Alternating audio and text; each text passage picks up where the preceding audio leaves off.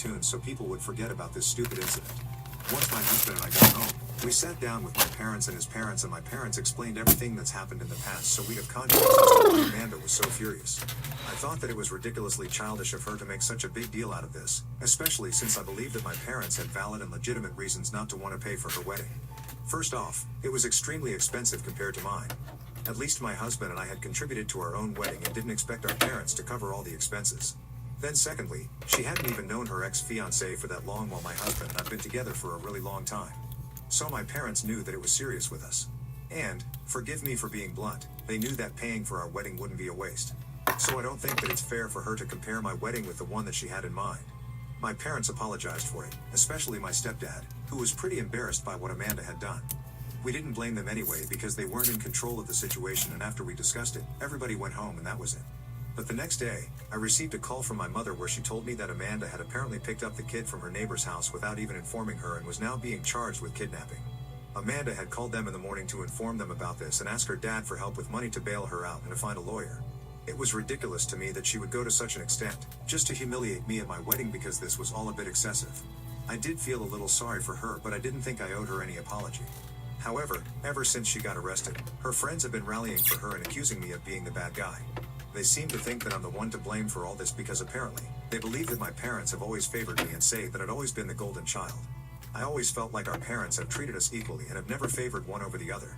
Both of us have always had equal opportunities, and I think it's a matter of who was able to make the most of what they had, so the accusation of me being the golden child seems kind of unfair.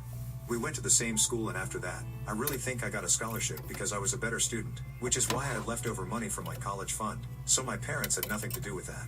And I've been with my husband for a longer time than she was with her boyfriend, which is also not something that our parents could control. My stepdad has made it very clear to all of us that he would have definitely paid for his daughter's wedding, but she was being unreasonable at the time and was making insane demands that nobody in their right mind would agree to, which is why he backed out entirely. If she really wanted a wedding that badly, then she should have scaled down considerably. Or at least offered to cover some of the expenses herself, along with her fiancé and his family, but she didn't do any of that and just stuck to her ridiculous demands, expecting our parents to do everything for her. The budget was crazy, and so was the fact that she was rushing to marry a guy who she hadn't even known for a year. And that's why our parents weren't on board with the idea of throwing away an exorbitant amount of money on her wedding, that's all. I don't think it's fair for anybody to blame me for her predicament right now, but yet, her friends are. Initially, I thought that I wouldn't let it get to me, but it's been a week and I still feel kind of guilty about everything. As far as I know, she's in a lot of trouble legally, and even though everybody's mad at her, my stepdad is trying his best to come to a settlement with the mother of the child whom she brought with her that day. My husband doesn't think that I have anything to feel sorry for, but I just do. I feel guilty. Ida for taking money from my stepdad for my wedding and also posting about it online? Update 1. It's been a few days since my last post. I read the comments today and I guess you guys are right. I don't have anything to feel sorry about.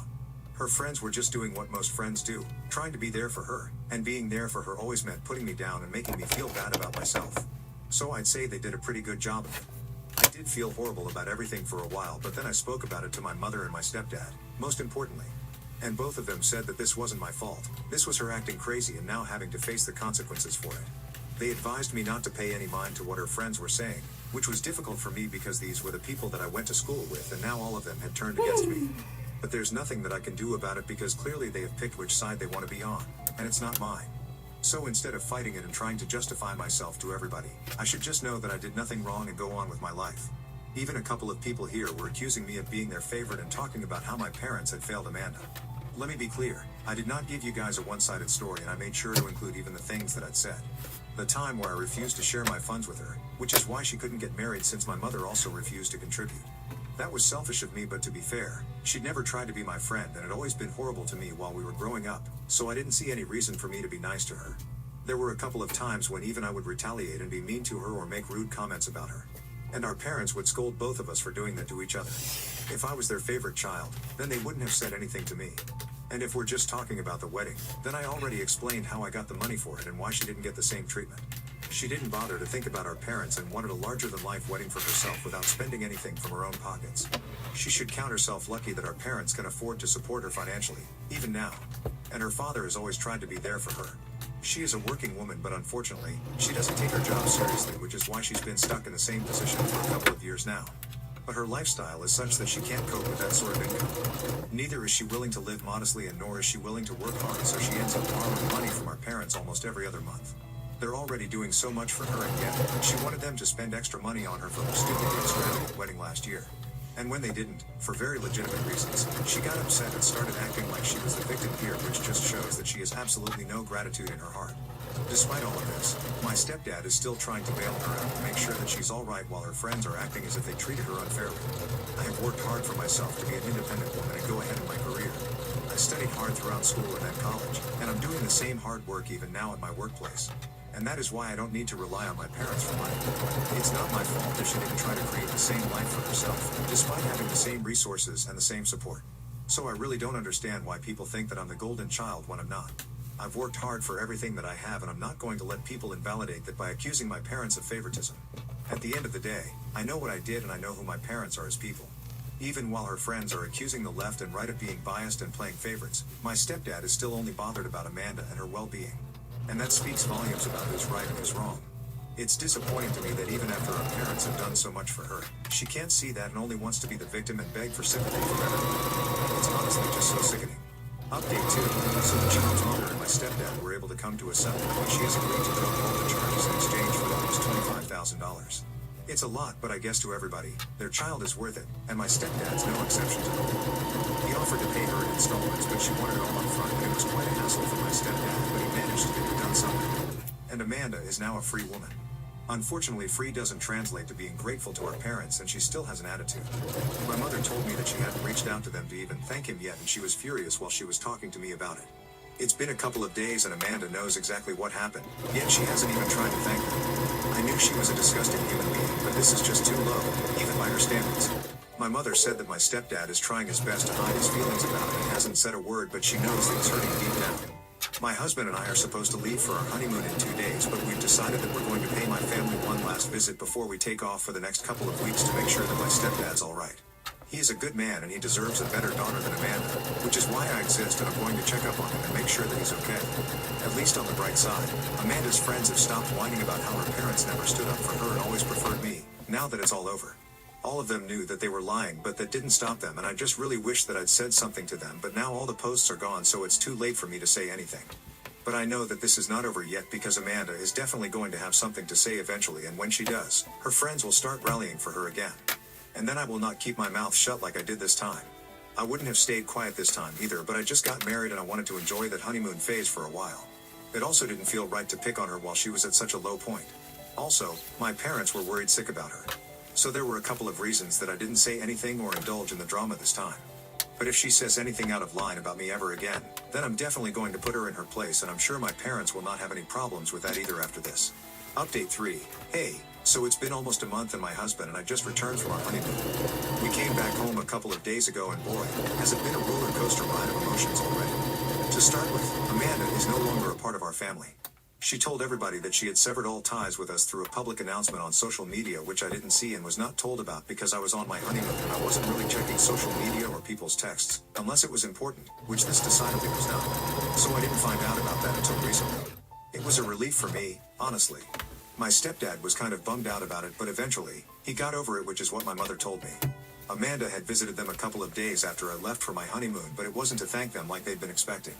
Instead, she actually had the guts to ask them to cut me off or she would stop talking to them. She gave them an ultimatum and said that they had to choose between me and her. Because she was apparently sick of me taking away everything from her that she deserved. I think I touched upon that in my first update, and the people who've been following the story would know that she's just making up excuses and it's all just a load of baloney. I haven't taken away anything from her, she just doesn't have anything of her own to begin with. Not even a brain. And thinks that she can just get away with it by accusing me and blaming me for all her failures even if it has nothing to do with me.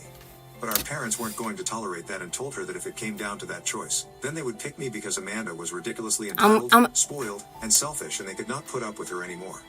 Said my mother to contribute. Whoopsie. After my dad Okay. Junebug. I'm looking for a job still. I have an interview this week. But, yeah, that's it so far. Said my mother to contribute as at equal opportunities, and I think it's a matter of who was able to make the most are as people. Even while her friends are accusing the left and right of being biased and part of our family. She told everybody that she had severed all ties with us through a public announcement on social media, which I didn't see and was not told about because I was on my honeymoon and I wasn't really checking social media or people's texts, unless it was important, which this decidedly was not. So I didn't find out about that until recently. It was a relief for me, honestly. My stepdad was kind of bummed out about it, but eventually, he got over it, which is what my mother told me. Thank Amanda you. had visited them a couple of days after I left for my honeymoon, but it wasn't to thank them like they'd been expecting. Instead, she actually had the guts to ask them to cut me off or she would stop talking to them. She gave them an ultimatum and said that they had to choose between me and her. Because she was apparently sick of me taking away everything from her that she deserved. I think I touched upon that in my first update, and the people who've been following the story would know that she's just making up excuses and it's all just a load of baloney. I haven't taken away anything from her, she just doesn't have anything of her own to begin with. Not even a brain. And thinks that she can just get away with it by accusing me and blaming me for all her failures, even if it has nothing to do with me. But our parents weren't going to tolerate that and told her that if it came down to that choice, then they would pick me because Amanda was ridiculously entitled, spoiled, and selfish, and they could not put up with her anymore. My mother didn't say much to her because she felt like if she tried to talk to Amanda, then her head would explode out of sheer frustration. So she said to her that she was ungrateful and she had no interest in entertaining her nonsensical behavior anymore. And Amanda told her that since she wasn't her actual mother, she didn't care about what my mom had to say to her, and then turned to her father and started speaking to him instead. My mother obviously felt very insulted, so she left the room and only came back out when she heard yelling. Once my mom came back into the living room, Amanda looked at her and shrieked at her father and told him to have a nice life with his new family, and then walked out of the house and slammed the door shut behind her. Later on, my mother found out that the reason she left the house was because my stepfather had told Amanda the same things that my mother had already said to her, and she couldn't handle the fact that her father was also choosing me now, so she walked out.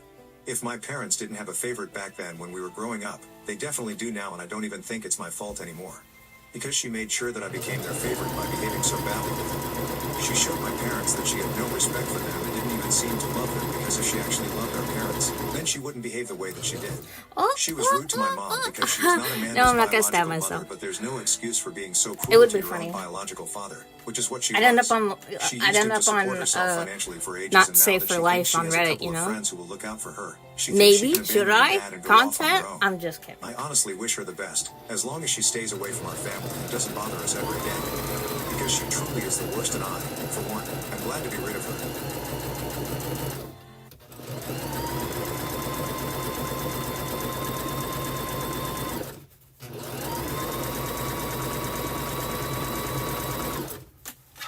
Come on, man. This is gonna end.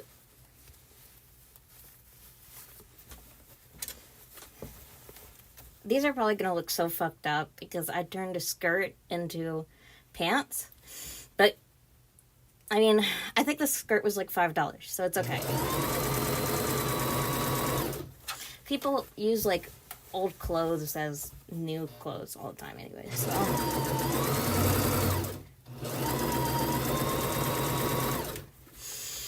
One can only hope.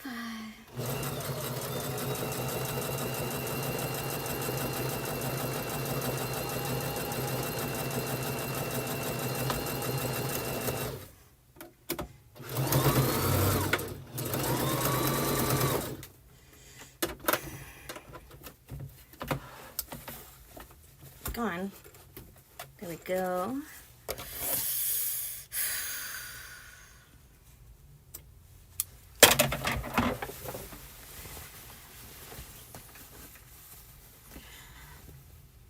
What am I making? I'm making pants. Pants.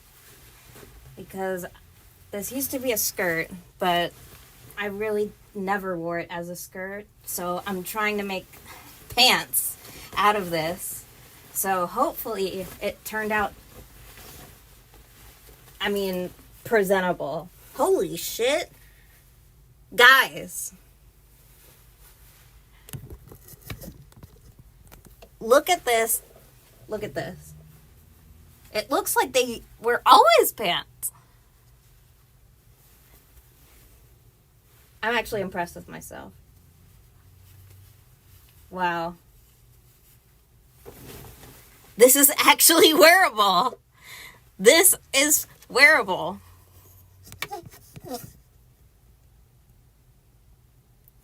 Oh, I really need to fix my normal clothes before I do cosplay stuff fixing.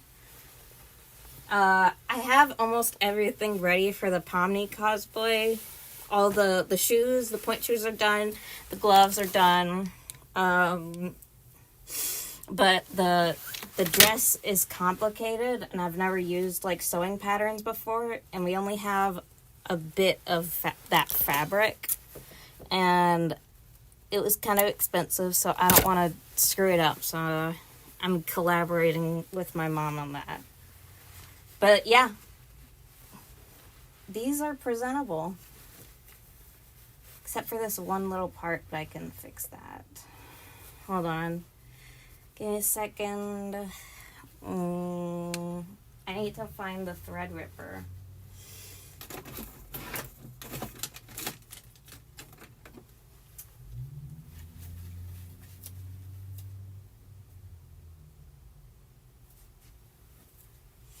A thread ripper is basically like this little thing. If you have like this right here, it's kind of fucked up. Yeah. Probably. No. We have two. But, my server is very 4chan-y. So it's not for the faint of heart. Definitely. Dang it.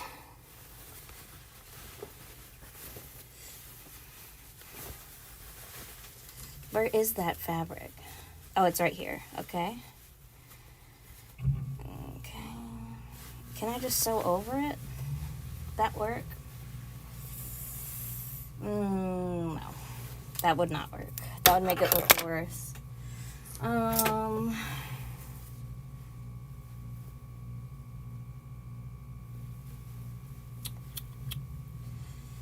in there either. I don't know where it is.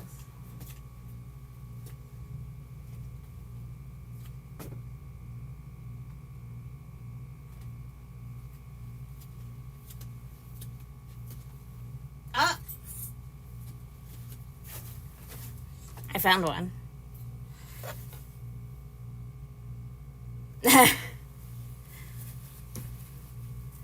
It is super Kino.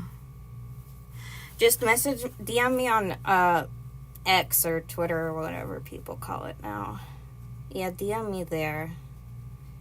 And I'll check it out later after I finish these pants. Oh dear, I think I made a mistake. Motherfucker. See, look what I did. Now it looks worse. Now it looks like I don't want it to look like I'm like some kind of freak of nature with a dick.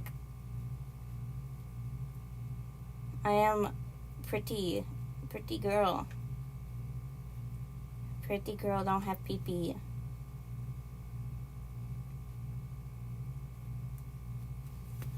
I think I got it. No? Fuck. Okay, sounds good. Check it later.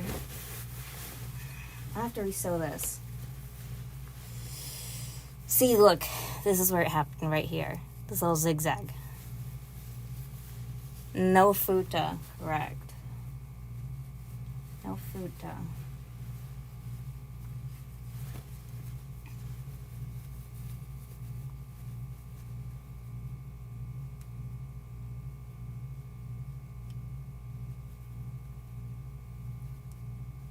There. Okay. I just have to pull on the string a little bit and make it stop.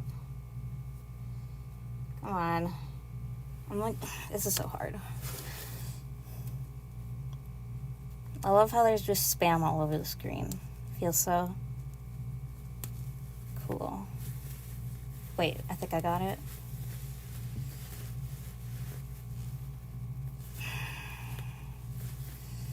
Nope, still don't have it.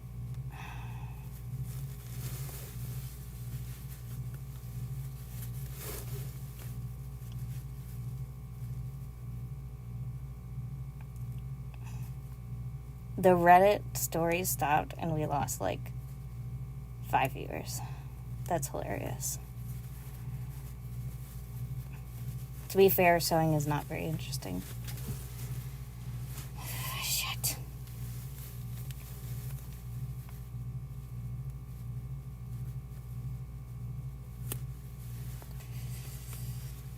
Is that it?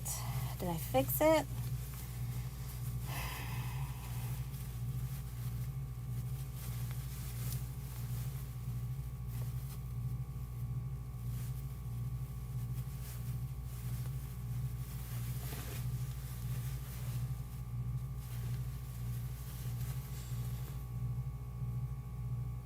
Yes, lollies.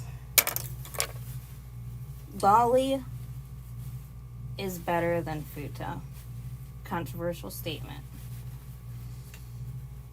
Oh, is this like near the crotch area? That might be why it's kind of fucked up. Yeah, it is. Because when you make these turns in the fabric, it just looks all kinds of fucked.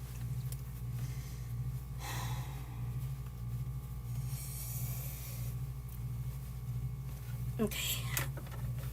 Let me try to fix it.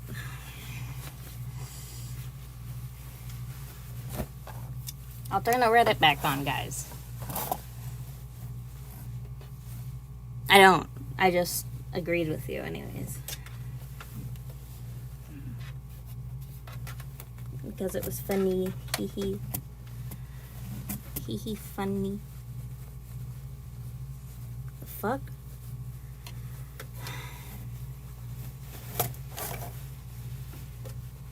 Okay. Maybe I should turn it this way because yeah, I'll turn it this way instead because this is where the mistake was. So I need to keep a closer eye on it.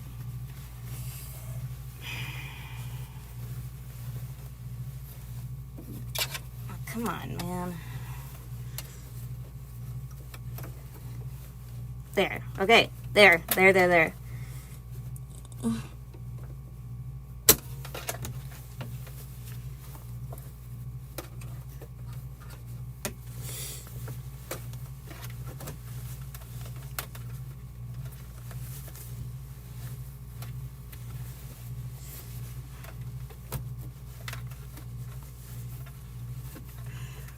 I only want the very, very edge of the fabric.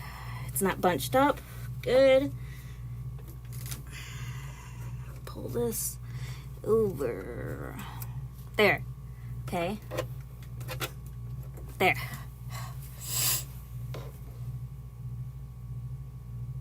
How do cosplayer make their chest fat? You usually wrap it. Yeah. Junebug's right. You usually wrap it.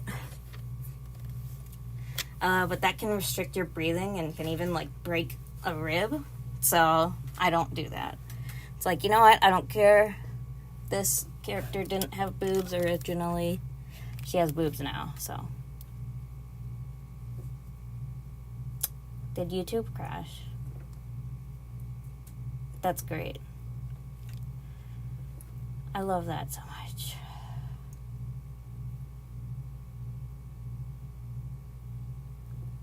After my dad died, his mistress and her kids harassed mom and me for half the inheritance, so I stalked her, caught her cheating on her sick husband, and exposed everything online. Hey, so my mother and I are in a really difficult spot right now after my father passed away a couple of weeks ago and I did something. I don't think I did anything wrong, but the people close to me think I went too far and it's messing with me. So for some backstory, my father, 54M, passed away a month ago from a heart attack. It was really sudden and nobody saw it coming, so it was a huge shock for all of us. My mother, 52F, and I, 26F, have been trying to get his affairs in order, and recently, we also found out about his extramarital affair. It was a huge shock because my parents had been married for almost decades. I know, Junebug. that my father was even was very capable of this. cringe. We had a funeral for him, and Clearly after that, they need my the mother's friend from Minecraft college, gameplay to Alice, pay attention. 52F, came clean to her and confessed that she had been having an affair with my dad for the past 10 years. Ugh. At first, we didn't even believe her, but then she started showing us pictures and screenshots of her conversations and emails with my dad. She told us things that only we knew about our father and even told us about the burner phone that he used to text her from. Alice and my mother had been friends since college, and even though they were not close after graduation, they would still meet a couple of times a year at parties and stuff.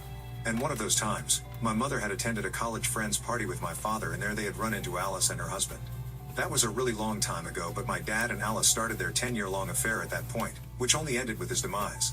My mother and Alice had met several times over the years, and nobody had ever suspected anything because my dad was just that great of an actor, and so was Alice. So when my mother finally found out about the affair, she was shattered. She was already finding it very difficult to deal with the grief of losing her husband, and now she had to deal with the fact that he had been cheating on her. The worst part was that my father had pretended to love my mother until his very last breath, and my mother had been convinced that she was the only woman in his life because she had no reason to suspect otherwise. As if this was not bad enough, Alice and her kids started harassing my mother to include her and her kids in the will informally because she felt like she deserved something out of my father's death because she had loved him. She has 2 sons, both around my age, kind of younger actually. And all of them have been calling and texting my mother relentlessly trying to get her to include them in the will. The will is in probate right now, but the problem is that my father had phrased it vaguely, and if Alice wants to, then she and her kids could definitely challenge the will. Alice forced my mother to tell her the contents of the will when she had first come over to tell her about the affair, and my mother couldn't even say no to her because she had been just desperate and grief-stricken by my father's passing. There was also the fact that Alice herself had a pretty sad existence. Her husband had been diagnosed with early onset dementia a couple of years ago, and she was having a hard time coming to terms with the fact that he might not make it for long. She had quit her full-time job to work from home and was a nurse to her husband. Her husband had also been to the same college as my mother and was a senior. He was actually a pretty nice guy, which is why everybody felt bad for Alice, including my mother, who has pretty much lost her head ever since my father passed away. I hate to say this about my mother, but she hasn't ever been the most mentally stable and emotionally strong person, and this incident has shaken her up even more. She has done quite a lot of stupid things, the first being telling Alice the contents of the will. She told me that she felt bad for her, even though the woman had been cheating with her husband and had broken her marriage. But my mother claimed that she couldn't bring herself to hide the contents of the will from Alice, especially when both of them were crying about the same man. She had almost even agreed to split everything with Alice, but thankfully, she informed me about it and I put an end to it. Because there was no way that I was sharing anything with Alice and her kids. She might have been my dad's affair partner, but it didn't mean she had any claims to his estate. That was all ours. I made my mother cut Alice off and block her everywhere, so after a few days she and her kids took to harassing me online instead. But I'm not my mother and I wasn't scared, even though they kept threatening me by saying that they would expose my father to the world by publicizing the affair. And that wouldn't be a good look for me and my family. Our reputation would really take a hit, and that would also mean negative publicity for my dad's business, which I was supposed to take over. They told me that the only way out for us would be to informally split the estate and the profits from the business. That way everybody would be happy and nobody had to suffer the consequences of my dad's selfishness. But I wasn't on board with that plan and declined their offer. My mother, however, wanted to take them up on it and kept trying to persuade me to agree to their terms. She didn't even like the fact that I had been arguing with them online.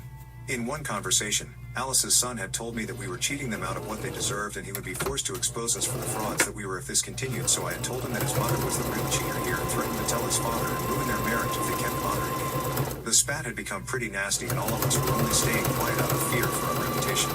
She said that she didn't think it was worth it to fight them on this because otherwise, they might go public with the news of the affair, and even though it would hurt them and ruin Alice's marriage, it would hurt us more.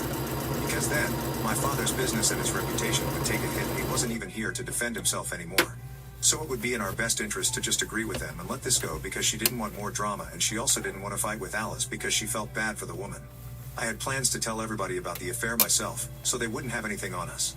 But my mother begged me not to, mostly because she didn't think that it was necessary to malign my father's image after he was gone and we should be trying to preserve it instead.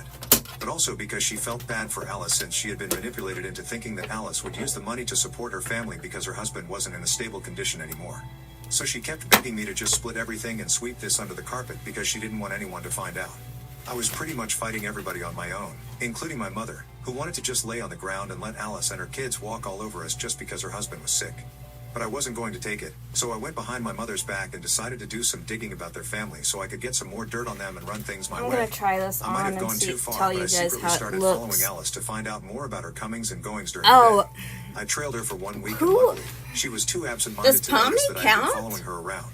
She would spend a major part of the day at home with her husband, presumably taking care of Does her. that count? Yeah, But in the evening, I think so. she would head out for a I think walk and run Miku some counts. errands before going into a coffee shop a little distance away from her house and spending almost 3 hours there. I had no idea what she would do inside for almost 3 hours, and I didn't have the courage to go to check for the first couple of days. Nope, The I'm gonna coffee go shop didn't look have at clear this in the windows mirror. either, so I'll it be was back. difficult to guess what was going on inside, but after almost a week, I decided to go in and speak to the barista or something because I wasn't making any progress and I still had no idea what she would do there. but my gut feeling was that something was fishy and I felt like I had to follow up on it. So one day, after Alice had left the shop, I decided to go in and strike up a conversation with the barista. I tried my best to be friendly and I was lucky that the girl behind the counter was equally friendly and quite talkative. After chatting with her for a couple of minutes, I decided to ask her about Alice. And if she was weirded out by the fact that I was asking about another customer, she didn't let it show on her face and instead told me that Alice had been coming to this coffee shop almost every day for about a year. She said, Okay. These pants are actually completely see-through. Oh boy. Now I remember why I didn't wear these. So these are gonna be pajama pants from now on. Yeah. That's it. Okay. Oh boy, oh boy, oh boy.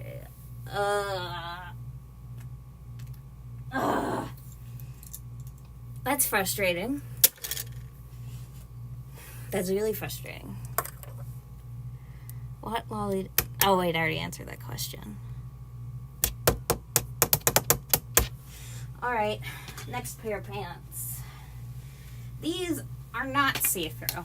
So, and all I need to do is do the bottom, because they're way too long. I'm super short, so, anyways, if you guys have any ideas for Lolitas I can cosplay, which I can, like, just sew from a bunch of bullshit, then that would be super awesome. Because I need to do that.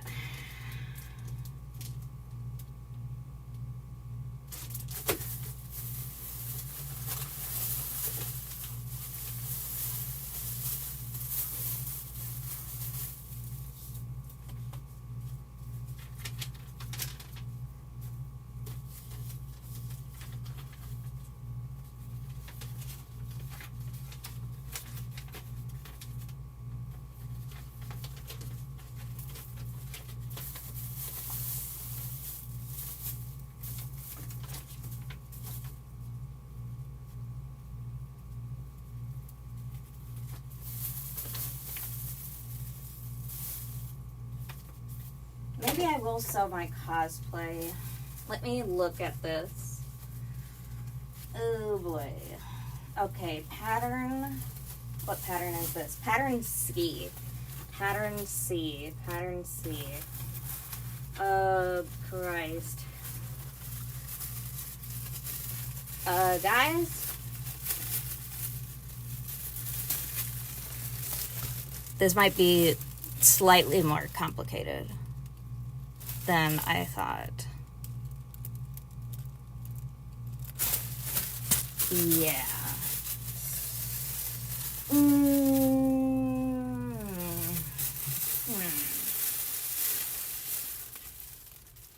Yeah, I think I'm gonna put this away because it's pretty bad, and this paper feels like if I sneeze, I'll break it, and I only have the one.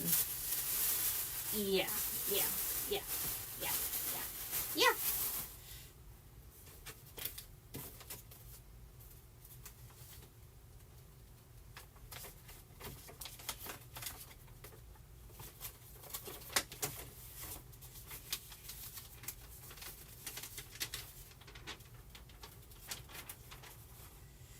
If I needed to do this, I'd have to like completely...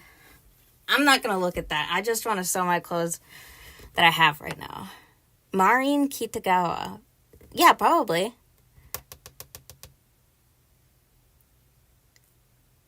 Marin Kitagawa. Give me a second. Let me look at that.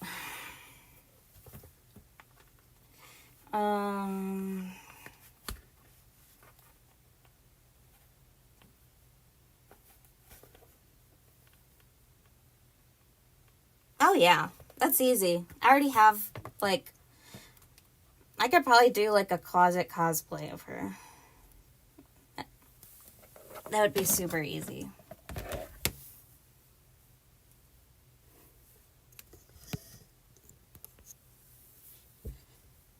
I already have a blonde wig, so I could just, like, color, like, the bottom of the blonde.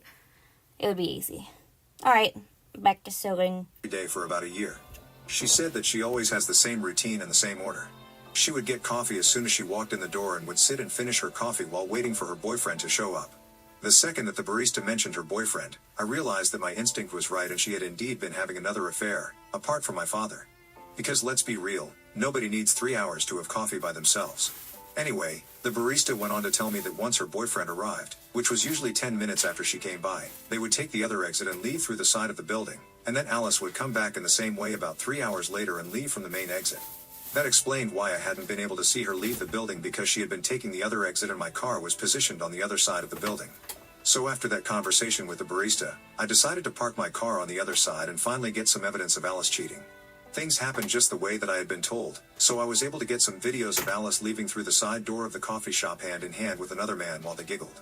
I even got a picture of her getting a peck on the cheek from her boyfriend. Now that I had the proof, there was only one thing left to do, and that was to post what I knew and make sure that Alice and her kids stopped bothering me for good, and that's exactly what I went on to do. I didn't consult with my mother and just made the post without speaking to anyone about it. The only thing that had been holding me back so far was my mom and her belief that if we came out with the truth ourselves, it would somehow make things worse for us. But I didn't care anymore, so I mentioned in the post how Alice had not only been cheating on her sick husband with my father but also this other man, and yet she had the audacity to claim that she loved my father and believed that she was entitled to any part of his estate. Evidently, that had been a lie to try and get something out of my dad's passing. She didn't love him or anyone else, she only wanted the money and that was all. She probably wasn't even going to use it to support her family because all of them were so greedy. In the post, I also mentioned how she and her kids had been trying to blackmail me and my mother into splitting everything with them, and said that the only reason I had held back for so long was because I didn't feel comfortable defaming my own father. But I was ready to own up to his mistakes now, and I was also ready to expose Alice for the serial cheater that she actually was. I attached everything to the post, including proof of Alice and my father being together, Alice and her kids blackmailing me, and also the pictures and videos that I took of her with her boyfriend. Once it was all done, I posted it without a second thought, and I believed that I was doing the right thing. But the reaction from my mother and my close family members has made me think otherwise. Everybody hates me now because they think that I ruined my father's reputation with that post just because I wanted to keep all his wealth to myself, and called me crazy for stalking Alice.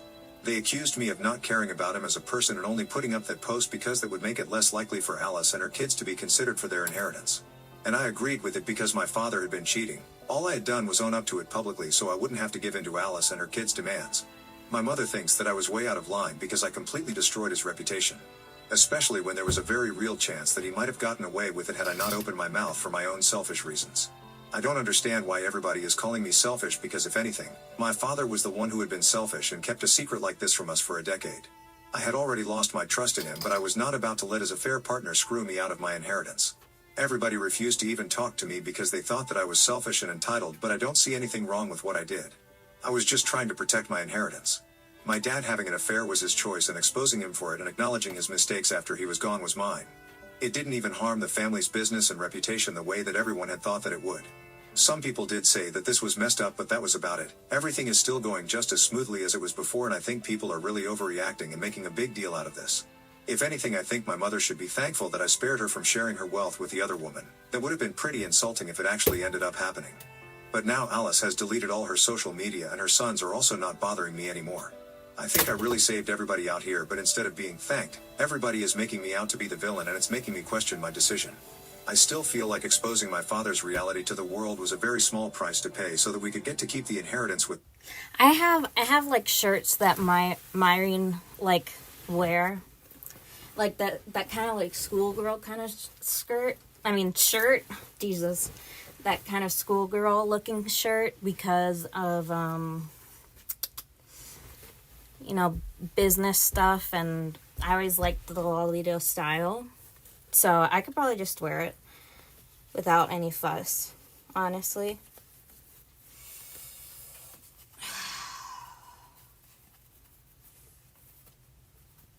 Okay.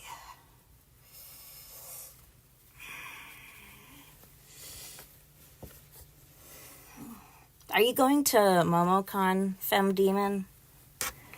That's a hilarious name, by the way. Don't know why. I just find it really funny.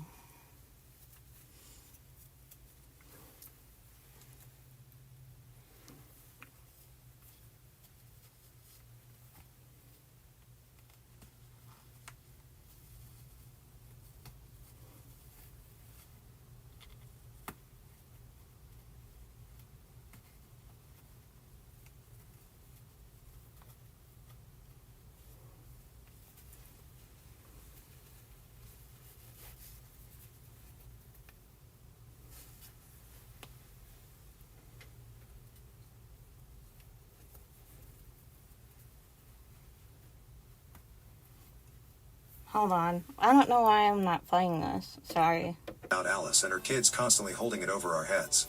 And also, I think we should not forget that they were planning to do this all informally, so they might have tried to extort more money out of us in the future as well if we let them get away with it this time.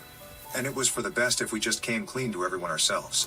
There was no reason for us to keep hiding it because it wasn't as though my mother or I had made the choice of cheating. It had been my father, and now that he was gone there was no point in trying to protect him or his reputation from something that he would never have to deal with the consequences of anyway. But my mother and I were still here, and I just felt it was unfair that we would have to pay the price for his cheating and sacrifice our inheritance to keep Alice's mouth shut. That's not even our fault, and it's crazy to expect us to continue trying to cover up for a man who had no respect for us. If he had any respect for my mother or his family, then he never would have cheated, and I can't imagine why everyone is continuing to defend him. Not being alive doesn't suddenly make him a saint, and I think it's time that people started accepting that instead of trying to make me the bad guy. But my mom still doesn't believe it and is refusing to speak to me. It's been really lonely and difficult, and I have no idea what to do next. Ida for exposing my father and his affair partner because she was trying to extort money from me. Update 1. It's with a heavy heart that I'm writing this update to tell you guys that I have decided to cut my mother out of my life.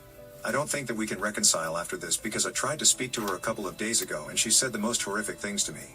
I don't think I can ever recover from that, and I don't wish to speak to her ever again. It's been 2 weeks since she stopped speaking to me first, but I still kept trying to talk to her and make her see my side of things. Unfortunately, she just wasn't interested. She was convinced that I had ruined my father's legacy and reputation and wanted nothing to do with me. It was incredibly frustrating for me as well because I kept trying to explain to her that I hadn't done anything to defame my father. He did it quite well himself. And it was worth doing it because otherwise, Alice and her kids would just keep holding the affair over our heads and force us to do whatever she wanted us to do. I tried to explain to her that my father was the real culprit here as well as Alice and her kids, and I was just trying to look out for me and her. The last time that I called my mother to talk to her yet again, she told me that she didn't want to speak to me anymore and that she was sick and tired of my excuses. She said that after this, I was only allowed to contact her if it was to issue an apology, but other than that she didn't want to hear from me. I was really upset, and I told her that she was the one who should be feeling sorry for me because I was the one who was being ostracized just for speaking the truth and trying to protect us. I reminded her that my father's side of the family wasn't going to look out for her, and they had proven it already by turning her against me, even though I was the one who spoke up and tried to protect us from being pushed even further into a corner by Alice. If my father's family could have it their way, they would just hush everything up and brush it all under the rug. Even if that had to be done at the cost of my and my mother's future. They didn't care about us, they only cared about the reputation that my father had and protecting their own family name. I was trying to make my mother realize that, but instead, she turned on me and told me that she didn't need me to look out for her, since I wasn't even capable of looking out for myself. When I asked her what that meant, she told me that the family was planning to exclude me from the will and contest it. So all the hard work that I had put into running behind Alice and proving that she had no real love for my father and they were not the star-crossed lovers that she was making them out to be was all futile. My mother told me that I had screwed everything up, not just for myself but also for her. Because she was caught in the middle of all of this even though she didn't want to be involved in this mess in any capacity. She had only wanted to split the inheritance and keep this quiet, but I just had to be greedy and have it my way. And now there were several more people against me, standing in the way of my inheritance. My mother reminded me that Alice could still challenge the will and make it a long-drawn process, but now, I also had to worry about my father's family, and that was all thanks to myself. Apparently, they believed that I didn't deserve to inherit the business anymore, even though I was still running it in my father's absence, and none of them had even stepped up to take that responsibility. It was also frustrating that I started crying on the phone call with my mother after she had told me all of this. But instead of consoling me, she started telling me that this was my own fault for not listening to her and there was nothing that she could do to prevent it. She added that even if there was something, she would let this happen because she felt like I deserved this. That made me cry even harder because I would expect something like that from my father's family, but not from my own mother because I had always believed that at least she loved me. I had already lost my father and now I felt like I was losing my mother as well. But while I was crying, she didn't offer a single word of consolation and just kept on reminding me that I had created this whole mess and I had to clean it up all on my own. When I tried to tell her that she was really heartless, she told me that I deserved this version of her because I had been really selfish and stupid all this while.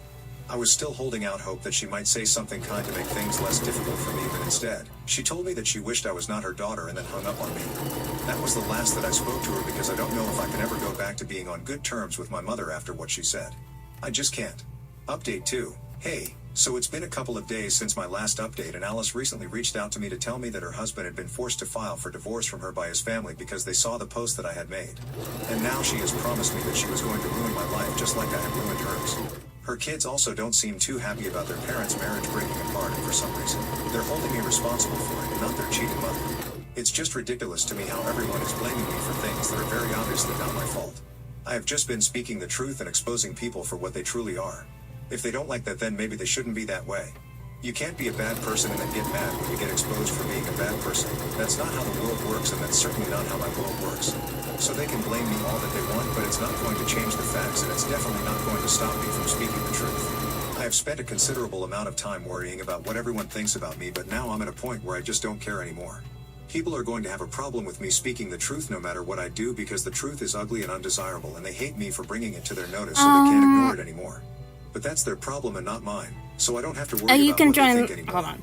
Be it my mother or my... You can join the Patreon to automatically join the server. It's $4 a month. Currently, I have no job, and I work completely off of donations. While I'm looking for a job. Obviously, I do babysitting and, you know, the stuff that us women do as part-time jobs.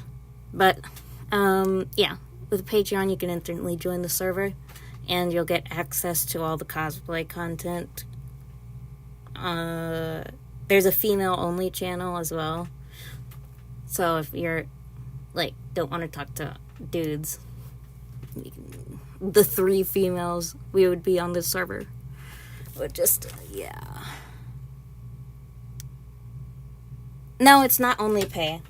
It's just specifically cosplay channel that is to pay.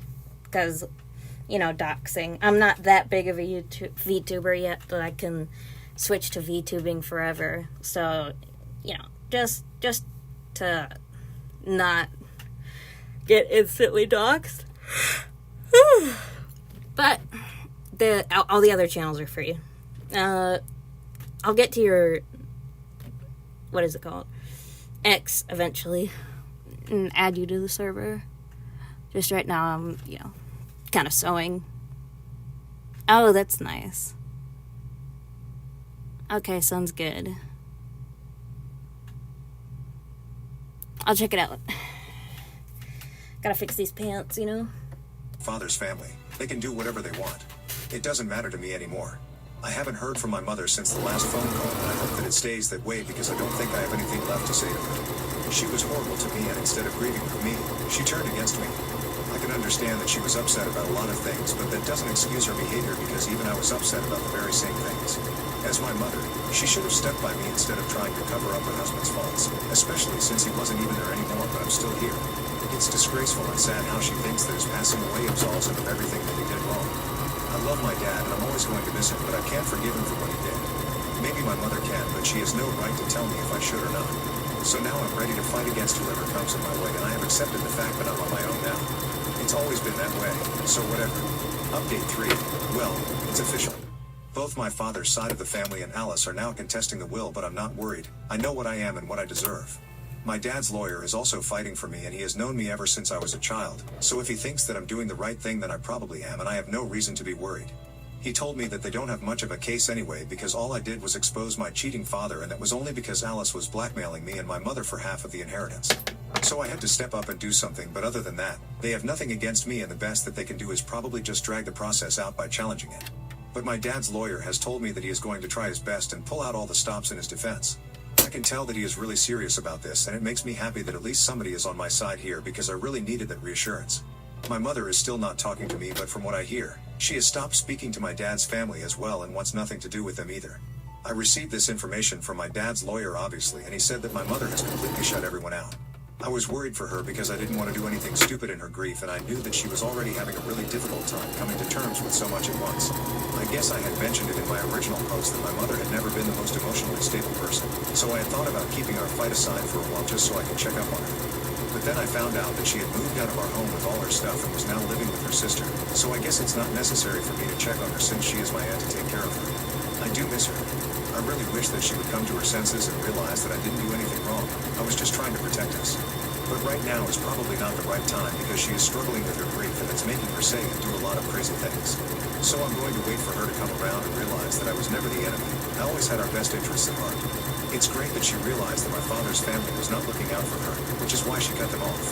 And I hope that soon I hear from her because I would really hate to lose her. I only have one parent now, and in spite of whatever I said earlier, I would love to have her in my life.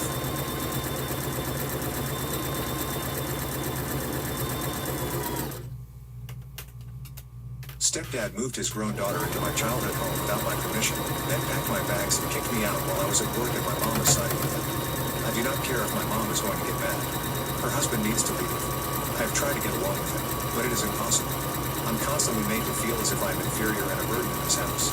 I have not spoken up in all the years that he has lived here, but he has been testing me, and this time, I am not going to take it. I know that my mother is going to call me as soon as she wakes up. That gives me a couple of hours due to the difference in time zone. I am prepared to stand my ground, even if it means I have to give her an ultimatum. She's not going to guilt trip me like she has done all these years. She's not going to force me to make peace with the wrong people. Anyone can see that my stepdad is entitled and disrespectful. How could he move his daughter into my house without permission? I'm sure it sounds ridiculous to you as it does to me. His daughter is 23 years old, has a job, and is a mother. She does not need to stay with us. That is what I told him 2 weeks ago because she kept on sleeping over for long periods.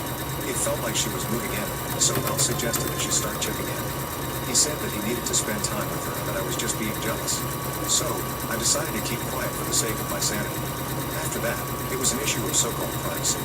Can you believe this girl was demanding privacy from me? This is my parents' house and not hers. She got mad at me because I walked into the living room while she was on a video call.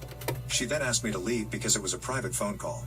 I told her that there were many other rooms where she could take the call, so I was not going to leave.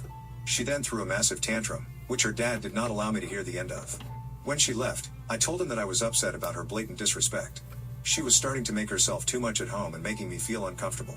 So I suggested that from now on they meet when I'm not at home or at her house. He got mad. He raised his voice at me and called me an ungrateful brat. He told me that this was because of my daddy issues.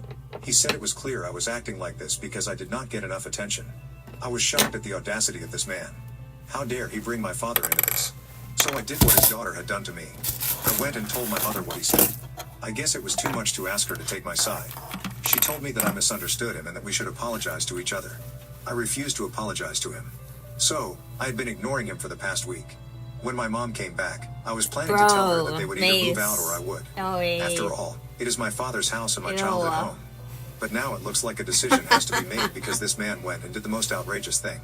I came home to find my stuff packed and outside. Attached to one of my suitcases was a note. It was my stepfather saying that I left him no other choice. He was tired of my attitude.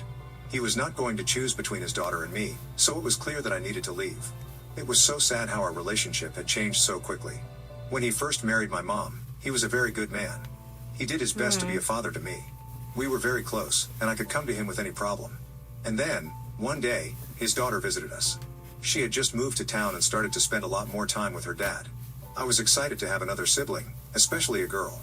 So Elle did all I could to make her feel welcome and like my sister. From the very beginning, I could see that she was not interested. She acted like she liked me in front of our parents. But when they were not there, she ignored me and pretended that I was not in her league. I said nothing of this to either of them. I just decided to distance myself from her and not make a big deal of it. Fast forward to now. She has basically infiltrated my home. My so-called stepfather has dropped his facade of being a good dad. I guess he has gotten so comfortable that his true colors are now coming out. I think he's also taking advantage of the fact that my mother is currently out of the country. My mother is often out of the country for months on end due to her line of work. She recently went back to work. She took a long break when my father passed away, and she had to take care of me. She ran a small business to support us. But after getting married, she decided that she wanted to give her career one more shot. I'm old enough to take care of myself, and my stepfather is here to help if anything is needed. I was very supportive of her decision and very proud of her. Now, I regret letting her go. It seems it has given my stepdad the courage to start mistreating me. That would explain why he has decided to move Sarah into the house and kick me out. The rest of the note went on to explain that I would only come back into the house if I apologized to my stepsister. If I did not, then I would have to look for my own place to stay. He refused to stay with someone who disturbed the peace and had no manners. Manners? He wanted to talk about manners when he was a spoiled brat and had no manners. I will show him manners. Though, I'm not sure what I'm going to do about this. But I'm not going to be kicked out of my house by a man who didn't buy it. Instead, I'm going to talk to my mother and let her know what happened. I'm going to tell her that my stepsister is not moving in. She is going to have to listen to me for once. I am not going to listen to her, she has to listen to me. I am the one who has to stay with these people 24/7. What I do next is dependent on her answer. Either solve this peacefully or start to have problems as a family. I would rather go with the former than the latter. Do you think that I am overreacting? Do you think that maybe I'm doing this out of jealousy? I am trying to get as much perspective as possible about this. What could justify kicking a person out without notice while they are at work? Is that not disrespect? Is that not unchecked audacity? The more I think about this, the madder I get. I think I'm done being nice. What do you think I should do? Update, thank you all for your responses and comments. Rest assured that I've read everything that you've written. I have calmed down since the incident. I believe that the decision I've made is the best one at this point. I've tried to be an adult and polite. However, the people I'm dealing with do not respect that. When I called my mother as soon as she woke up, I wasted no time telling her what had been done to me.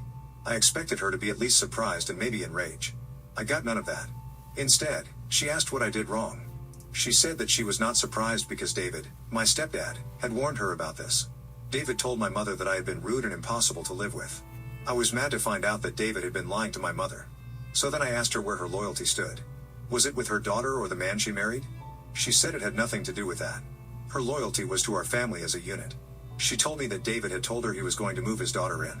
Apparently, he spoke to me about it, and I told him that I would rather move out. So, on the day that he moved his daughter in, he packed my stuff and kicked me out. There, you heard it straight. David and my mother planned to kick me out and replace me with his no-good daughter. I told my mother that I was highly disappointed in her decision-making. I also accused her of loving her new family over me. Clearly, she was trying to erase her past, which was me, and embrace her future, which was my stepdad and his daughter. She tried to deny it, but I wanted to hear none of her words. I told her that before I did anything severe, I was going to give her a chance to correct this. I let her know that they would have 24 hours to leave my father's house before I kicked them out single-handedly. And if they left, they could never come back. The only person who would be allowed back into the house was her. She lost it and actually tried to pin the whole thing on me. She said that I was changing and becoming ungrateful. She asked me how long I was going to push the people who cared about me away. Can you believe that she actually accused me of having a substance abuse problem? She was convinced that I was taking something that was making me feel irrational. It almost made me want to laugh. David's long game had actually worked. He had succeeded in getting my mother alone and kicking me out of the house. Of course, he has to be the stereotypical step-parent. I hung up on my mother and got ready for work. At work, I could hardly focus without music. Every time I didn't have music on, I was thinking about my conversation with my mother. I actually started to shake as I was thinking about this. The next thing I knew, I was having a full-blown panic attack. I have not had a panic attack since my father's memorial service. It was very hard for me to believe that he was gone, and I kept on dreaming about him. Then I saw someone at the memorial service who looked like him but turned to someone else. Now, those two wanted to separate me from the last thing that I had of him. I was not going to take this lying down. That house was not theirs, it was my father's. Update, can you believe that my stepfather had no idea that the house was in my name? You should have seen the look on his face when I kicked him and his stupid daughter out. It felt so good to get rid of that trash. They had shown their true colors, and I acted accordingly. I agree with the theory that someone in the comments had. My stepfather saw a woman who had assets. She had a very beautiful and big house. She was a widow but with a daughter. Now, that would be a problem. The daughter could easily influence her to leave him. The daughter would also get in the way of him getting the house in his name. So what did he do? He pretended to be a good person and earned my trust.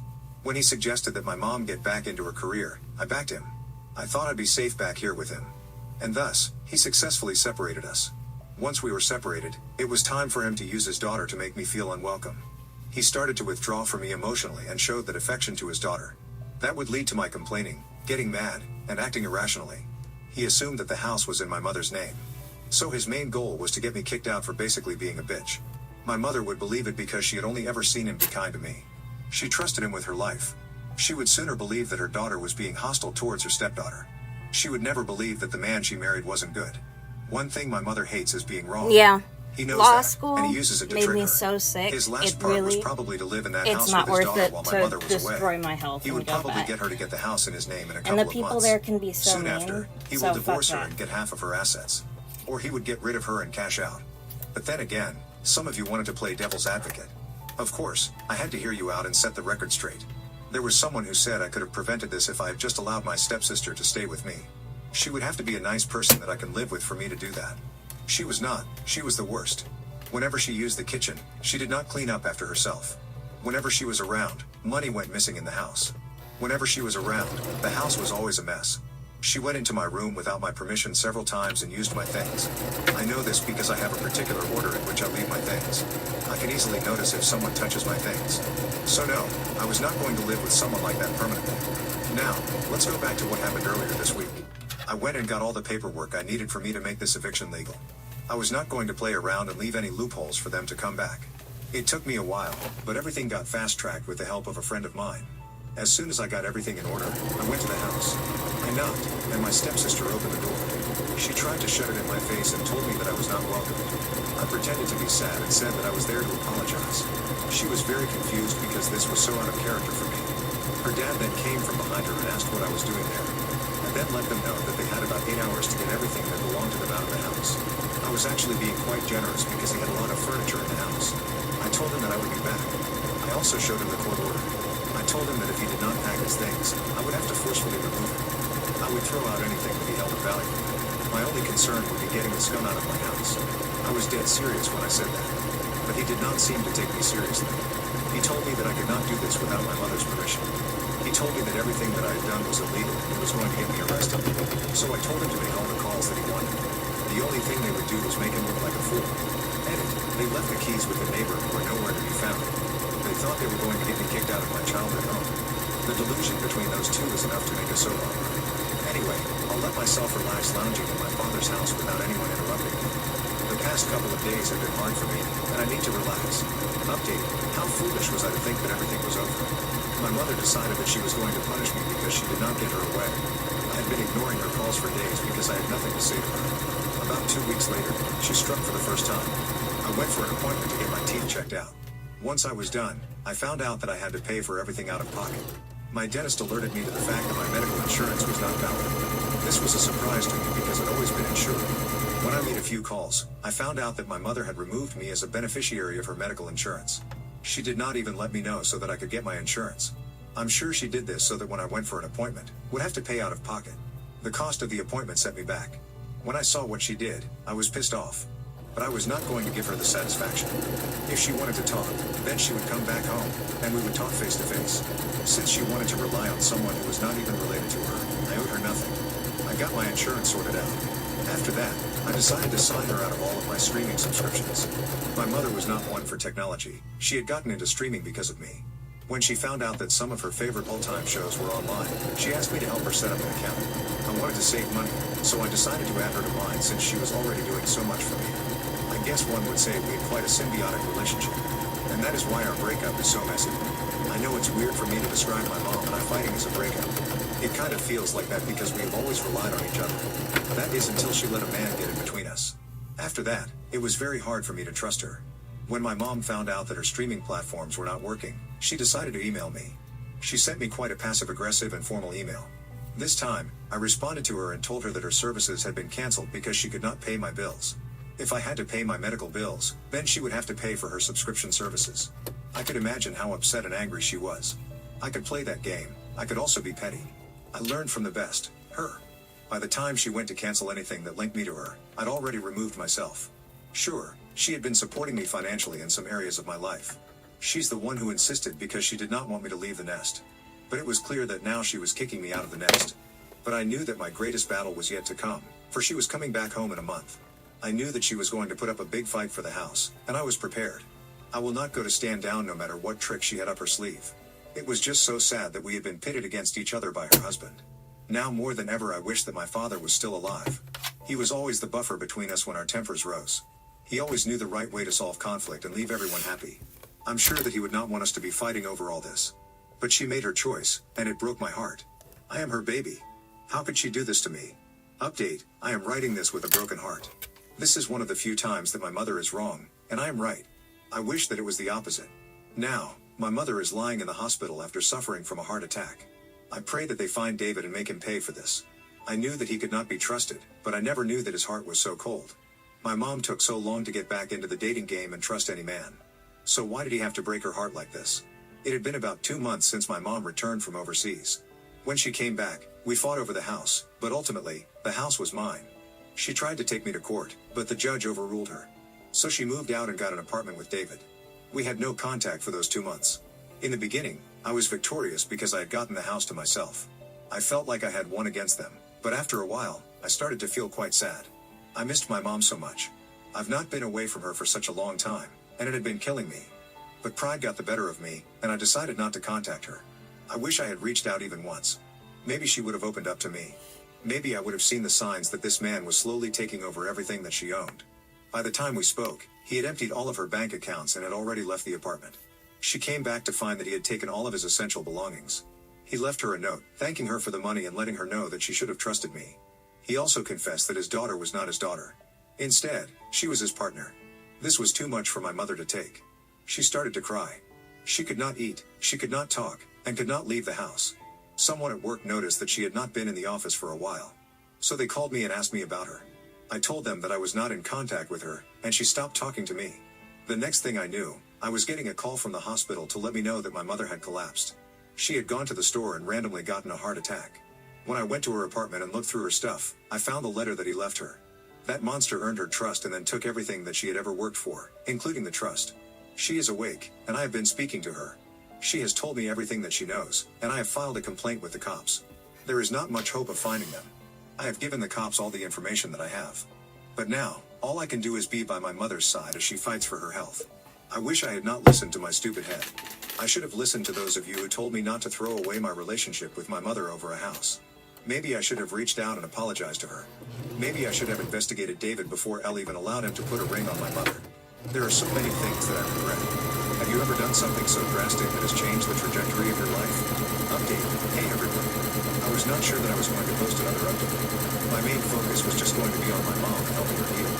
But I feel like I owe it to all of you to let you know about the latest development. The cops worked overtime to find David and Sarah. It turned out that those were not even their names. Sarah was not 23 years old. She was a decade older. They have been scamming people all over the country for several years now. They managed to trace them to a certain city.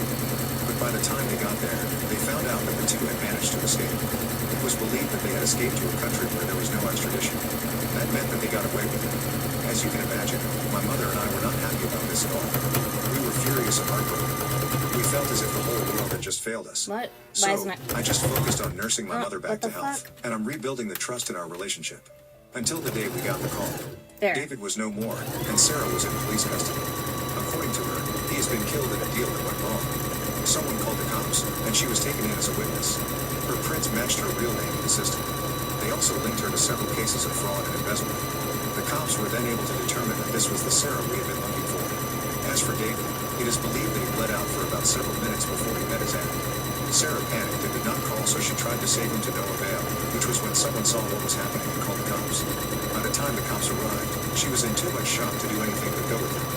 I think that I'm going to visit her as soon as I can. I need to look her in the eye after what she did. I want to see remorse reflected on her face. If I do not see that, then she will wish she had met David's fate. First of all, I want to thank all of you for the support that you have given me through this difficult time. It has not been easy to get my mother back to health.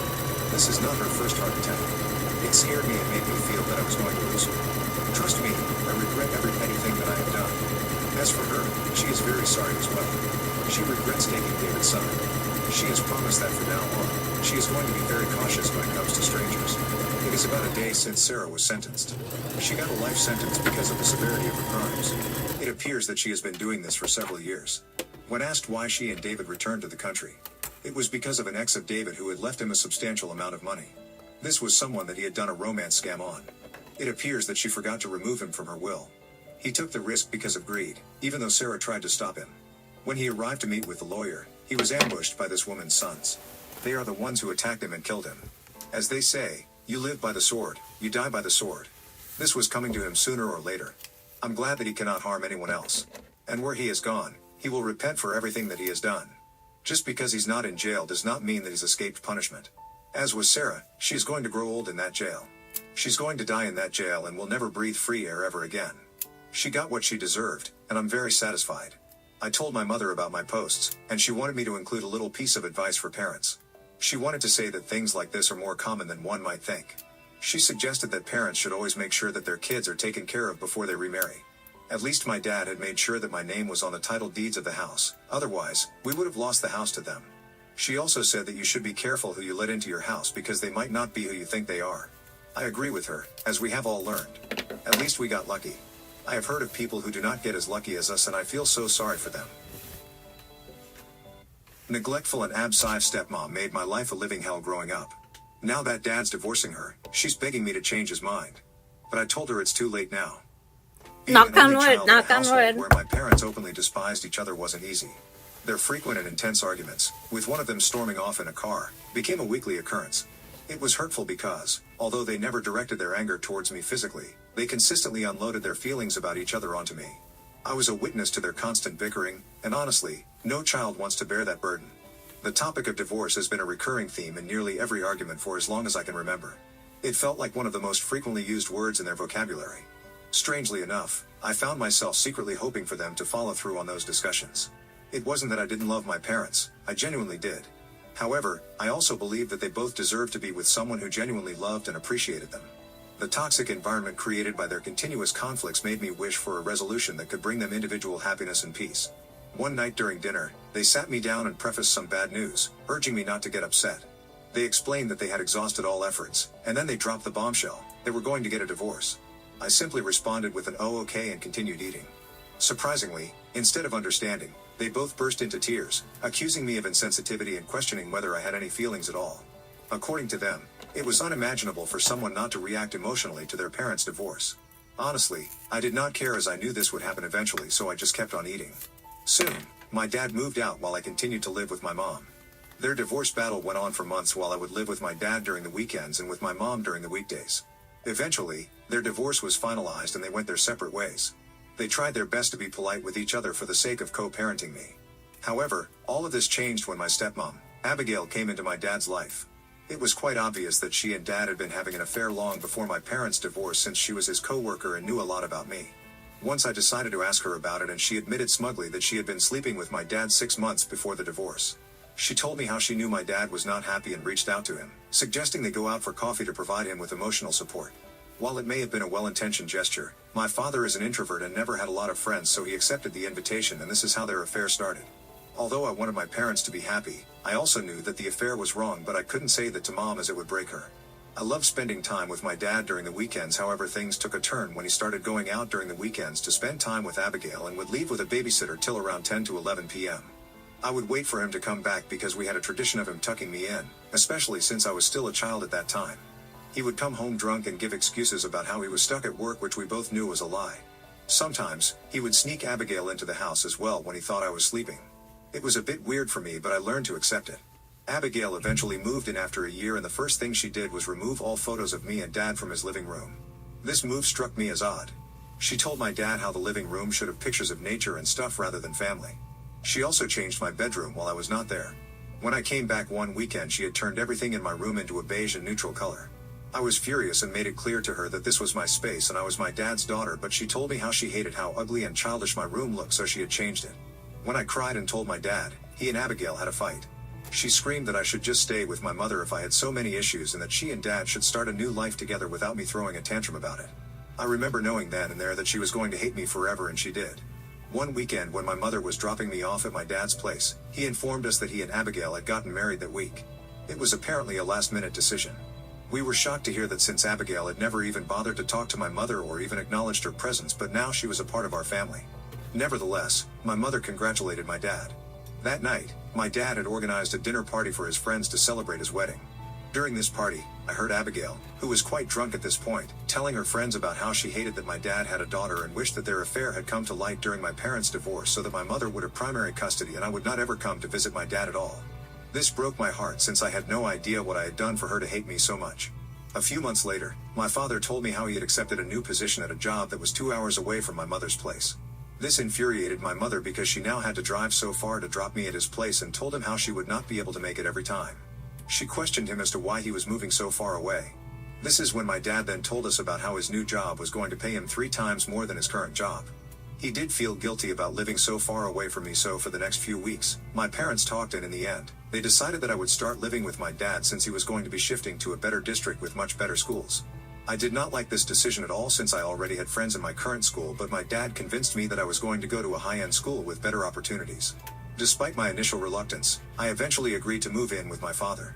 The transition to my father's new place came with its challenges. The distance between my parents' homes made it harder for my mother to visit me, but they both thought this was the best decision for my future, since I was joining a superior school. My father's job was demanding. He would wake up at 6 a.m., leave by 8 a.m., and didn't return until 8 p.m., so he would have no idea what went down between me and Abigail. At the time of the move, I was about to start 10th grade, a challenging period compounded by the fact that I was entering the school after everyone had already formed friendships in 9th grade. As a student, I was quite reserved and introverted, just like my dad, so I didn't know how to make new friends. I was also struggling with terrible insomnia at that time, which was maybe because of my anxiety, but I would hardly be able to sleep until the wee hours of the morning. This would lead to occasional missed bus rides, and unfortunately, Abigail was always unwilling to drive me to school.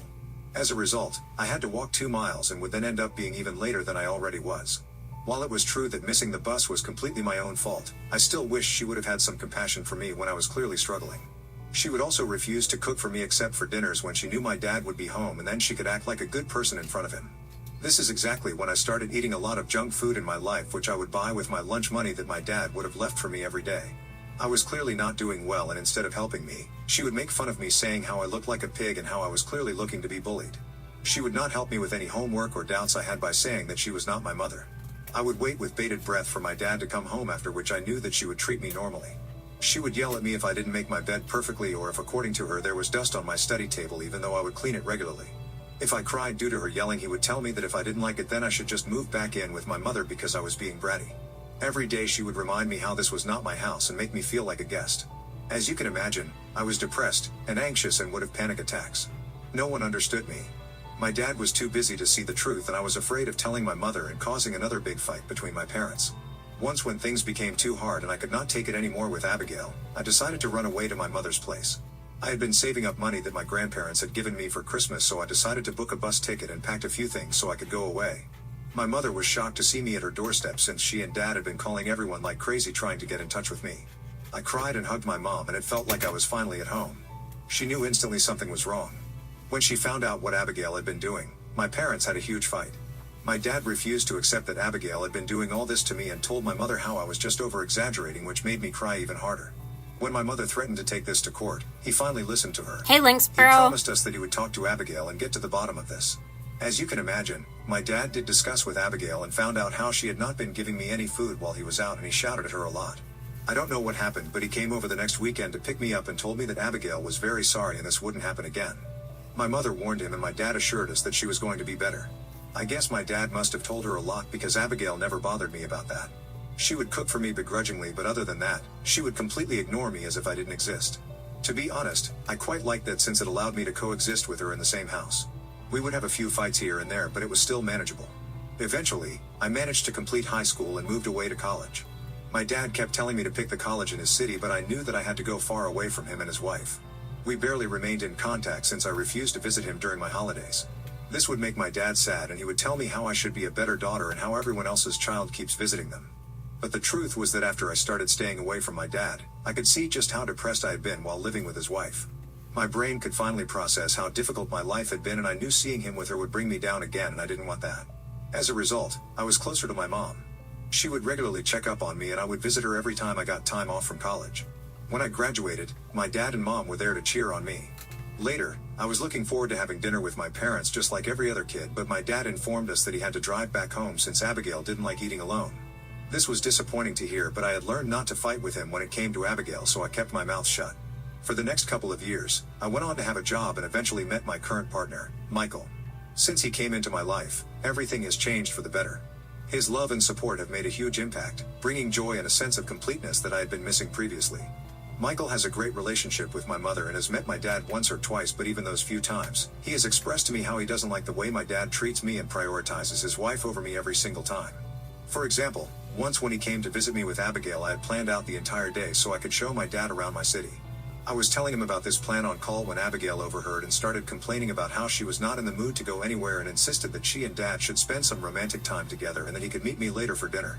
My dad tried to tell her that they had come for the sole purpose of seeing me, but she put her foot down, telling him how he never took time off from work, so he should spend the day with her and then meet me later in the evening. I did not want to come in between them, so I just kept my mouth shut and accepted her plans. Now coming on to last year, during my birthday, my dad sent me flowers and ordered a special dish since he could not visit me. For context, I have been a vegetarian all my life and everyone knows about it. The flowers were wonderful, but when I got the dish I was shocked to see that it was a beef dish. Both my boyfriend and I were at a loss of words and thought maybe the restaurant had messed up the order. I called my dad, who asked me if I liked the dish, and before I could ask him, he started saying how I should thank Abigail for being so thoughtful since she had apparently ordered the dish for me.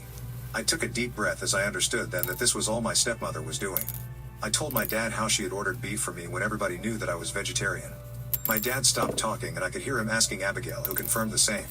I could hear Abigail justifying how she thought my boyfriend could eat it anyway if I didn't like it, so I should not be complaining about something both of them had gifted. I was infuriated hearing her reasoning. In my frustration, I told my dad how this was supposed to be my birthday gift and it was ridiculous for her to send me something she knew I wouldn't like.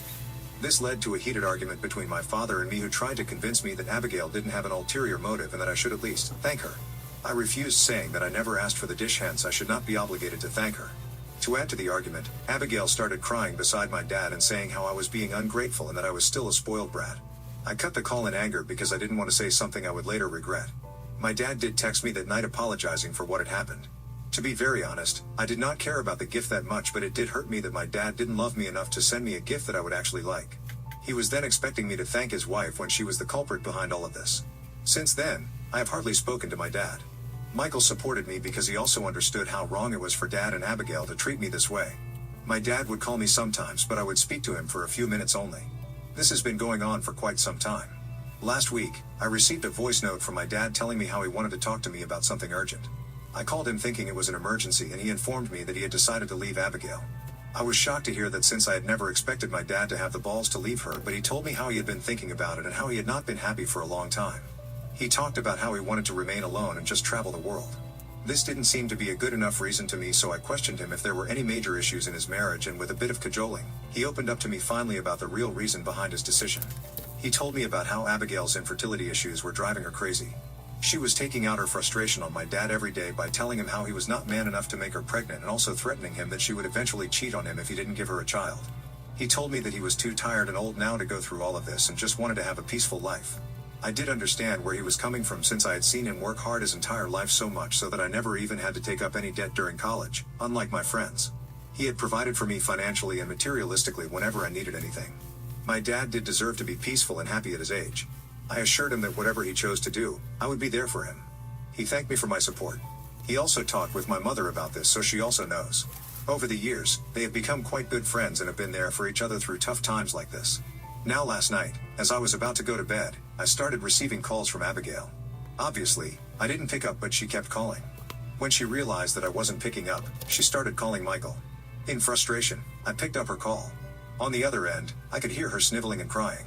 She began by informing me that my dad had decided to leave her, dropping the bombshell as if expecting me to be devastated. To her surprise, I remained calm. She asked me if I already knew about it, but I remained quiet. Then, she started bombarding me with questions about whether my dad was cheating on her and urged me to spill the truth. Unable to contain a snicker, I bluntly told her that if she suspected anything, she should confront my dad directly. I didn't mince words when I reminded her of the audacity it took for her to question my dad's fidelity when she herself had engaged in an affair with him during my parents' marriage. This seemed to infuriate her. She raised her voice, accusing me of being heartless and insensitive. I calmly expressed to her that I honestly did not care about their divorce. What mattered to me was the fact that my dad was finally leaving her, and I was happy that karma had come to bite her back. She continued to cry and scream, attempting to guilt-trip me by claiming how much she had done for me over the years and that as her stepdaughter, I should have some sort of obligation and loyalty to her. She insisted that the least I could do was talk to my dad and offer tips to salvage their relationship. In response, I let her know that their relationship was none of my business, and I had no intention of meddling or advising anything. I told her that she had done absolutely nothing for me, except give me trauma, depression, and anxiety, hence she should not expect my loyalty. I told her that I was glad that she was finally going to be out of my dad's life as well as all of ours. Since then, my stepmother has been sending me nasty messages saying how I was a bad daughter for not trying to save my dad's second marriage and how I could reason with him. This is absolutely ridiculous, since I have honestly nothing to do with his decision. Although, I can talk to my dad, but I feel like he is making the right decision by leaving her. She is insufferable, but I might be biased also. Hence I am on Reddit Ida for not helping my stepmother. Update 1. Firstly, I want to express my gratitude for the overwhelming support, comments, and private messages I have received since sharing my story. It's truly heartening to know that there are compassionate strangers out there willing to offer me their perspectives and guidance on this matter. Now, to address some developments since my initial post. I have had conversations with both Michael and my mother about the situation with Abigail. It turns out, they share a common sentiment that my decision not to intervene in my dad's impending divorce is the right one. Michael, especially, has been a pillar of support throughout this ordeal. He reassured me that my well-being is paramount, and that I shouldn't feel obligated to fix a marriage that has long been marred by toxicity. My mother, while understanding my hesitation, has encouraged me to inform my dad about Abigail's harassing messages and provide him with screenshots as evidence. Despite the strained relationship I've had with my father, she believes that he deserves to know the truth. I'm conflicted about this because, even though I am well aware of Abigail's manipulative behavior, I also recognize my father is going through a difficult time. It's been a while since we were close, and I'm hesitant to disrupt him further with this news. Nevertheless, I've decided to gather the courage to have a conversation with my dad in the coming days. I'll share my concerns, the impact of Abigail's actions on my life, and the reasons behind my decision to distance myself from their relationship. It won't be an easy conversation, but I believe honesty is crucial, and he deserves to know how his soon-to-be ex-wife is treating me. I will keep you all updated on how the discussion unfolds. Update 2. Hi everyone. It's been a month since my last update, and a lot has transpired during this time. After my initial post, I decided to take the advice of many and talk with my father. I had a lengthy conversation with him about everything that had transpired, and it was a revelation for both of us. First of all, my father was genuinely shocked to learn that Abigail had called me after he talked with her about the divorce. He told me that he had no idea about it since she had stormed out of the house after a screaming match. Then, I hesitatingly told him about the messages she had also been sending. He was appalled and angered by her actions, particularly the vile and nasty things she had been saying to me. He insisted that I immediately send him all the screenshots, stating that he would forward them to his lawyer as it might come in handy during the divorce, and told me that he would be talking to her about it. He assured me that this won't happen again. Then, he opened up to me about the real reasons behind Abigail's desperate attempts to salvage her relationship. It turns out that when they got married, they had signed a prenuptial agreement. My dad had learned his lesson from his divorce with my mother, so he didn't want to go through all that again. Hence, in the event of their divorce, she would be entitled to nothing, which explains her resentment and anger. This is why Abigail was hoping that by manipulating me, she could somehow influence my father to reconsider the divorce, saving her from financial loss. I had no prior knowledge of this prenup, and I expressed my approval of his decision to protect his assets. He then told me how her entire family had been calling and abusing my dad for the past couple of days by telling him that he should pay Abigail half of his assets even though they had originally signed a prenup since she had stuck by him all these years and deserved monetary compensation. I told my dad that I hoped he would do no such thing since Abigail could have continued to work and earn money for herself, but she chose to leave her job immediately and stay at home the whole day for all these years. My dad assured me that he wasn't going to be influenced by them and that the prenup was ironclad anyway. We continued talking, and my dad disclosed that he had moved out of their shared place because he couldn't endure Abigail's screaming matches any longer. He was currently living in a motel, trying to find some solace away from the toxic environment. He did ask me about Michael and my work. Overall, my dad seemed to be doing okay, considering the circumstances. It was a relief to see that he was taking steps to free himself from an unhealthy and unhappy marriage. Update 3. Hey everyone, it's been quite a ride since my last update, and I have to share a major revelation that has honestly left everyone shocked. My dad recently found out that Abigail has been cheating on him for the past year. Yep, you read that right. Turns out, she's been having a little rendezvous with one of her friend's husbands. Classic, right? I swear, sometimes reality is stranger than fiction. Apparently, Abigail would use the guise of going out for girls' night to secretly meet up with this guy. It all came crashing down when her friend stumbled upon their chats, where Abigail was practically forcing the poor guy to leave his wife so they could ride off into the sunset together. The friend, rightfully furious, confronted her husband about the whole mess, and he spilled the beans on the affair. The friend then drove straight to Abigail to confront her about all this. Abigail, true to her character, obviously refused to accept her mistake and instead blamed the friend for her husband cheating on her. In anger, the friend decided to reach out to my dad since she already knew they were getting a divorce. The friend informed my dad about everything and even told him how she was leaving her husband after this. When my dad dropped this bomb on me, I have to admit I was shocked, but, in a weird way, not entirely surprised. Abigail has also reached out to my dad, attempting to justify her actions by blaming him and saying how her infertility issues have compelled her to do crazy things. My dad, though, does not care about her explanations and is having none of it. The divorce proceedings will continue as decided. Update 4. Hello wonderful people. It's been 6 months since my last update, and this time I am back with some positive news. My dad is finally a free man, living his life, and doing remarkably well. After the divorce was finalized, he kicked Abigail out of his home. We have all collectively blocked Abigail from our lives. No more drama, no more toxic messages, just pure, blissful peace. Honestly, it feels like a weight has been lifted, and the air is clear again. On the home front, things are surprisingly harmonious. I make it a point to regularly check up on both my parents. It turns out that a little distance from the chaos has allowed all of us to rebuild a healthier connection. Michael and I are taking our parents, my folks and his, to a retreat where we can all bond and create some beautiful memories together. We want to see how well our families gel. My parents are on board, and they're looking forward to this family retreat. On a more personal note, Michael and I are having serious conversations about marriage. It's an exciting prospect, and I can't help but feel a surge of joy at the thought of building a future together with him.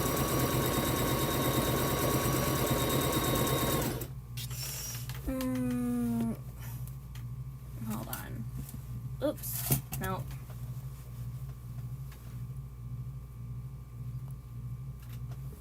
It says 2 viewers. But on the screen, but there's actually 6. So I don't know which one's true.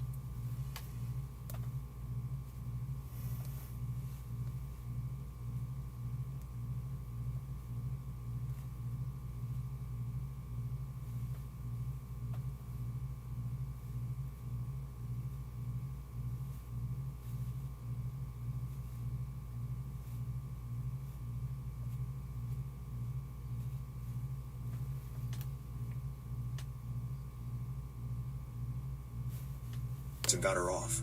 That always made in our early marriage, paid for my wife's college, supported her career, and helped her follow her dreams. Then I found out she was cheating with a coworker and hiding a secret son from her past. I'm totally new to this, and it's nice just to get this off my chest. This is going to be a very long one, and I'm not a good writer, so hang in there with me. We've been together a long time, and I think you need some history to see how we ended up where we're at. My wife and I met when we were both in college. We were both working part-time and going to school full-time and met while we were on lunch break from our jobs. I thought she was very pretty, so I went to eat there again, hoping to see her again. She came up to me and started talking to me the next time we were both there, and I was sure she was interested, so I asked her out. We quickly started dating, and after a couple of years we got married. When we met, I was just finishing school, and the company I was working for part-time offered me a full-time management position. My now wife was still in school, and I was paying for her college 100%. I actually started paying for her college shortly after we became a couple because she came from a very large family and they couldn't afford to help her, and working part-time she didn't have a lot either, and I was then working full-time, so I paid for her schooling. This is important later. She is very smart, brilliant, graduated with honors, and after a couple of not-so-great jobs got a real good professional job that she stayed in for many years, making good money with very good benefits. During our dating years and our early marriage, we had a great What kind of lovemaking fabric life. does this? Look at We this. didn't have sex every single day, but when we Do you did, it see was how wild there's, and like, sometimes white very kinky. I next was to fairly the- popular in high school, captain of the football team, and college. I was in Next good to the shape, line? ran half marathons, etc. I guess I did okay Does with the anyone else ladies see and had a it? number of partners and a one long-term See, look at girlfriend it. that got a little kinky. My wife, however, was much more experienced than I. She was younger than me, but had many more partners and had done much more than I segally. She liked to party and go a little wild when she partied, so she had a bit of a well-earned reputation. I found out all about it from a mutual friend right from the start, and I was good with it. If anything, it made me like her all the more early in our relationship. She would always tell me how good I was and how I was the first person that cared about her needs and got her off. That always made me feel good, and to this day I always make sure she is satisfied before me. I'm fairly average in all ways, so I always felt the need to put in maximum effort to make sure my partner wanted me and wouldn't stray thinking they could get better sex from someone else. Sure, I'm a Look at little this. insecure there. After a few years of Do you marriage, see I it? decided to pursue a Why dream is of it like starting my own this? sports team. And it was a real struggle It's to on get the things off the outside, ground. too. My wife helped me every step of the way, and to The make fuck? things even more interesting, we bought What a kind of big fabric house at about is the same this? time. We were both working our regular jobs and now working to get this new business Whatever. going. It's I at the probably bottom. didn't get If more than someone 4 like hours of sleep genuinely a night asks for me the next that, 20 I'm gonna years, tell them and to that's not shut an the fuck up exaggeration. and that I Money sewed was it pretty tight at myself. this time. Because of And all the time I was spending if with they- my new team, I changed jobs a The few only times reason and that was they putting a should lot be of my own questioning money me is into the if they team to build it actually up. sew their own My wife was And if bringing not, home shut more up. money than me, and there were a few arguments about money and how much I was spending, but all in all we were rock solid. She was my best friend, wife, and lover. The team travels to events every weekend during the season, and probably 90% of the time my wife traveled with me and was by my side all the time before we had kids. Some events weren't far from home, so I would be home late that night even if she didn't go. This meant that I missed a lot of family and friend occasions. She went to many family and friends' weddings and other things solo. She even took a few trips with her single friends to the beach for a week to hang out and relax. She loves the beach. Shortly after our 5th wedding anniversary, I was looking for some team pictures, and my wife told My mom's back, so I'm gonna get going, but thanks for joining the stream. Super epic. And let me know if you want more. Bye guys. Bye.